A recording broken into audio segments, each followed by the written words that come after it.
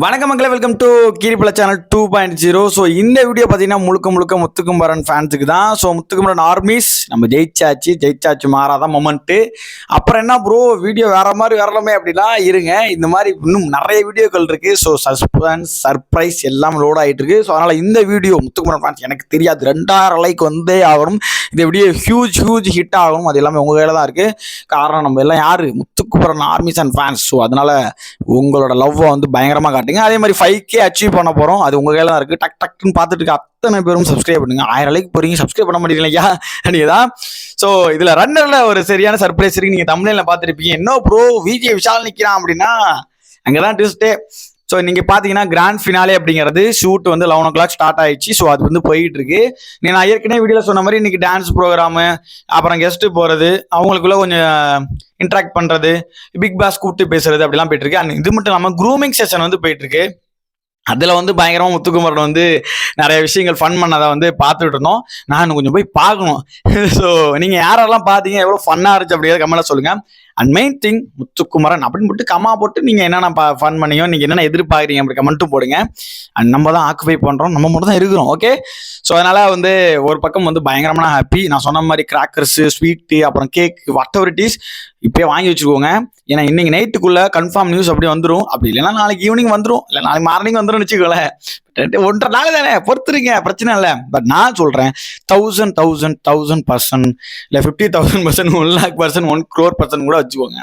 குமரன் தான் வெற்றி. அதில் எந்த மாற்று கருத்தும் கிடையாது.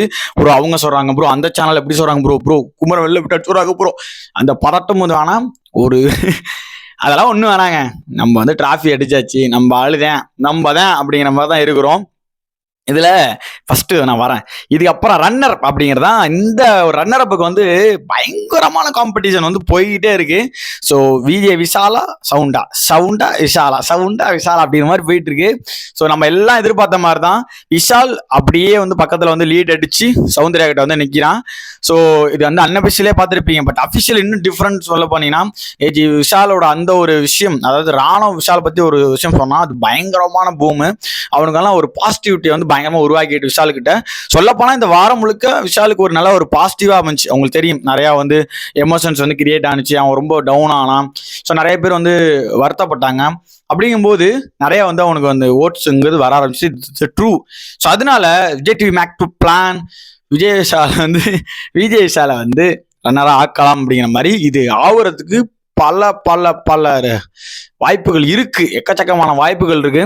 ஸோ இதை பற்றின கருத்துக்களை நீங்கள் வந்து கமெண்ட் பாக்ஸில் முதலாக சொல்லிடுங்க. அவர் தகுதியானவரா அப்படின்னு சொல்லிட்டு. ஒரு சில பேருக்கு பிடிக்காம இருக்கலாம். But I personally want, because இங்கே பிஆர் கும்பலை வச்சு நம்ம வந்து ரன்னர் வின்னரே ஆகலான்னு முடிவு பண்ணுறாங்க. பட் ரன்னர் கூட ஆகக்கூடாது, இந்தா நீ ஆயா மாதிரி நீ தேடு வெளில போ அப்படின்னு சொல்லிட்டு அனுப்பிச்சுட்டு அந்த 2 கையில் ஒத்த கை குமரன் கையும் ஒத்த கை விஷால் கையும் பிடிச்சா இட்ஸ் லைக் வேற லெவலில் இருக்கும். என்னை பொறுத்த வரைக்கும் இப்போ விஷாலுக்கு போல பவித்ரா இருந்தாலும் டிசர்வ்டு தான்.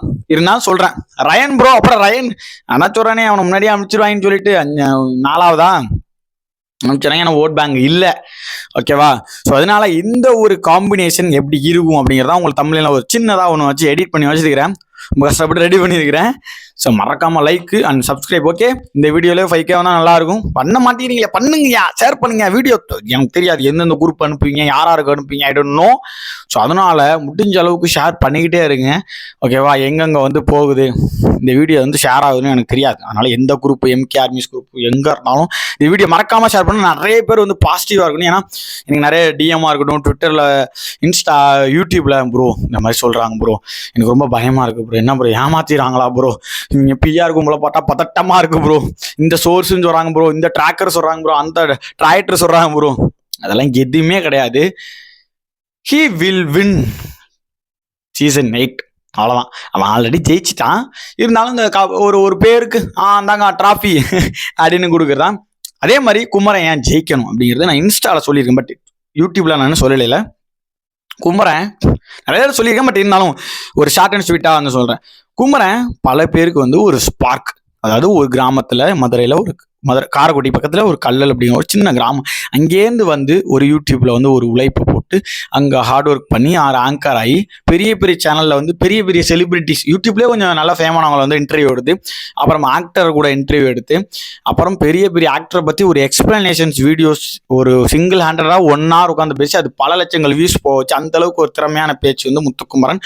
அதுக்கப்புறம் விஜய் டிவியில் வந்து தமிழ் எங்கள் மூச்சு அப்படிங்கிற ஒரு ஷோவில் அவ்வளோ அழகா நேர்த்தியா அருமையா வந்து தமிழ்ல பேசி அதுக்கான ஒரு அங்கீகாரம் பெற்ற முத்துக்குமரன் அப்புறம் பட்டிமன்றம் பேச்செல்லாம் பேசி பல அவார்ட்ஸை வாங்கி அதுக்கப்புறம் விஜய் டிவியில் ஒரு பிக் பாஸ் அப்படிங்கிற ஒரு ஷோக்குள்ள நுழைஞ்சி ஒவ்வொரு டாஸ்க்கையும் வந்து எஃபர்ட்ஸ் போட்டு பேசுகிற டாஸ்க்னா எப்படி பேசலாம், ஃபிசிக்கல் டாஸ்கில் எப்படி விளாட்லாம், பாய்ஸ் கேர்ள்ஸ் இருக்கும்போது அதில் எப்படி கண்ணியத்தை காட்டலாம், அதுக்கப்புறம் அது பிரிஞ்சதுக்கப்புறம் நம்ம எப்படி இண்டிவிஜுவலாக விளாட்லாம், இண்டிவிஜுவலாக விளாடும்போது பெண்களை நம்ம எந்த அளவுக்கு வந்து பாதுகாப்பாக வந்து அணுகலாம், அவங்களாம் எந்த அளவுக்கு முறையாக பேசலாம், ஒரு ஆணுக்கும் இன்னொரு ஆணுக்கும் சண்டை வந்து அதில் எப்படி நம்ம அறத்தோட கையாளலாம், அப்படி எல்லாத்தையும் வந்து முழு மூச்சோட உழைப்போட அதை பண்ணலாம். அதான் பிக் பாஸ் சொல்லுவார், உழைப்பு அப்படின்னு சொல்லி ஒத்த முடிப்பார். அதுக்கு மேலே என்ன வேணும்?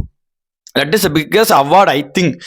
ஸோ அப்படிங்கும்போது அவ்வளோ ஒரு விஷயம் பண்ணேன் குமரன். ஓகே, இங்கேருந்து இந்த உழைப்பை போட்டால் நம்ம கண்டிப்பாக ஊதியம் கிடைக்கும், இந்த மாதிரி ஒரு உயரத்துக்கு போகலான்னு சொல்லிட்டு குமரன் மாதிரி பார்த்து இன்னும் ஒரு 4 பேர் வருவாங்க, அதுக்கான உழைப்பை போடுவாங்க கண்டிப்பாக குமரன். ஏன்னா வேற ஏதோ பண்ணி போகல, இங்கேருந்து ஒரு பிளாட்ஃபார்மில் இருந்து படுத்து அதுக்கப்புறம் எல்லாரும் போய் பிளாட்ஃபார்மில் படுக்கணும்னு அவசியம் இல்லை. பட் சொல்கிறேன் ஒரு எக்ஸாம்பிளுக்கு அந்த மாதிரி போனாலும் ஓகே, நம்ம அட்லீஸ்ட் பிளாட்ஃபார்மில் படுக்கலைனாலும் ஒரு ரூம் எடுத்து அங்கே சென்னையில் ஏதோ ஒரு தேடி நம்ம வந்து ஒரு யூடியூப்ல வீடியோ பண்ணியோ ஏதோ ஒரு கண்டென்ட் பண்ணியோ கொஞ்சம் கொஞ்சமாக அப்படி போகலாம், போயிடலாம். அப்படி ஒரு தன்னம்பிக்கை விதைக்கிறதுங்கிறது ரொம்ப கஷ்டம்.